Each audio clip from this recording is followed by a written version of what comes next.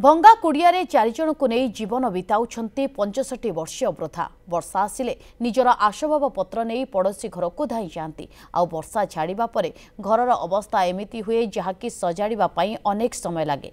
Bhograi block बारबाटिया panchayat आकंदी गाँवर चपड़ावाला पंडांक घर 6 वर्ष पूर्वे परिवार मेरुदंड स्वामी रघुनाथ देहांत होइछि।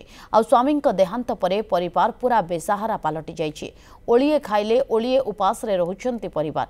एपरी अवस्था चपड़ांक परिवार जीवन अतिबाहित करुथिबा बेले 2020 मसीह आवास योजना रे अंतर्भुक्त होइथिले परिवार। हेले आवास तालिका तांको ना नाही। पड़ोशी माने एभली दुख देखि साहाय्यर हात मध्य बढ़ाइबा सह खंडिए आवास घर जोगाई देबा पई दाबी करिसेंती।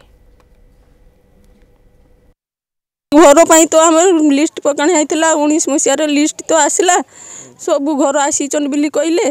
ब्लॉक रू लोक बाक आसिले देख तो घर कहीं देखा घर नहीं। आम तो वर्षार पानी रे बुड़ुचु ये पलारे रोचु 5 जन मनुष्य बहुत कष्ट रोचु। वर्षा हेले घर भर 8 नाका पानी जमुची से बर्तमान आम घर जा आश्रय नि छुआ पाठ पढ़ी पार्टी खाई पार्टी बड़ बहुत असुविधा से कष्ट भोग कर।